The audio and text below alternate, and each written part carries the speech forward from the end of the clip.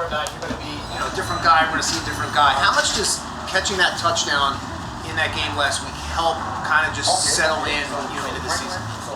I mean, of course it's good, but I mean, it's ultimately what you build on. You try to be consistent, and that's what I'm focusing on. Being consistent, not just doing it in spurts, but trying to do it a lot. Does it take the pressure off at all going into this week? Because at the end of the day, we still have to prepare for this team.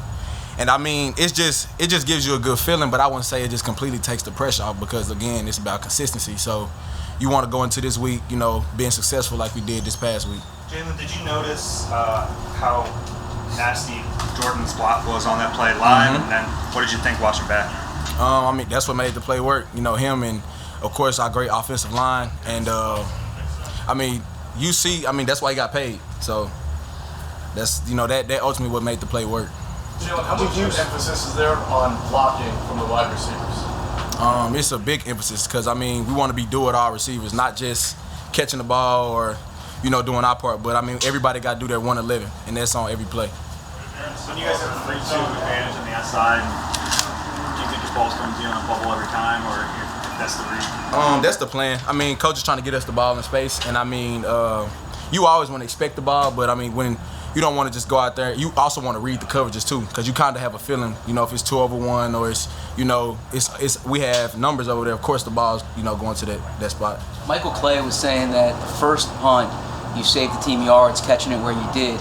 Obviously, you have a long history as a punt returner, but your decision making, how much has that been a focus of yours when you're back there?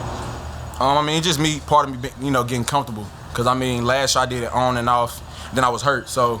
When I was out those 5 weeks, 6 weeks, it was just like, part of me learning, watching other, and then of course, I had D-Jack was here last year. So like I said last week, I learned from, the older guys, and then also just me going back there every time, I just keep growing more and more comfortable. Taylor, you tweeted the other day, revitalized, with a couple of pictures. Right. What does revitalized mean to you? It's like new life, and that's what I feel like. That's what I'm preaching, just, positive and having a different outlook on things. How is it different?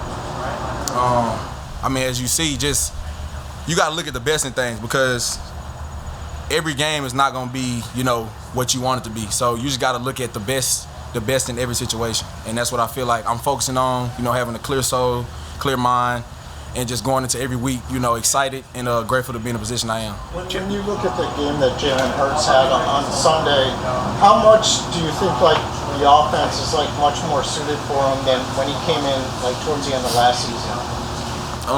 Just him being a guy, and then knowing, going in every week knowing he's preparing to be the guy.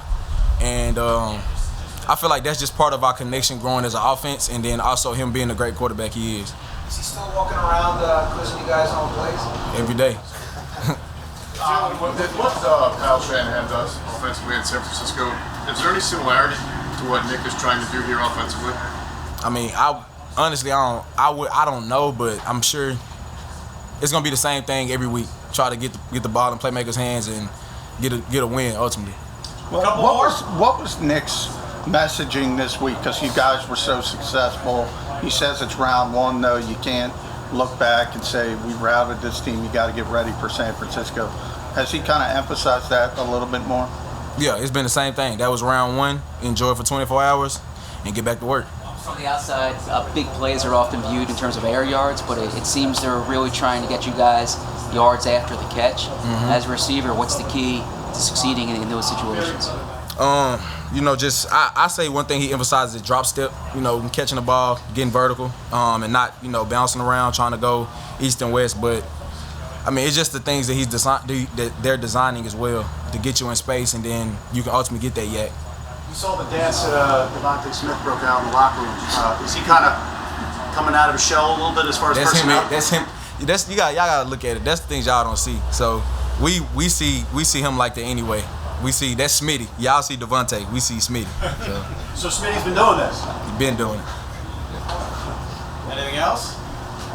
Nick mentioned real quick. Nick mentioned you reading the block with Jordan. How difficult is that for you? Obviously that was a great block, but when you're in the moment and you're reading a block, how quickly does that come to you?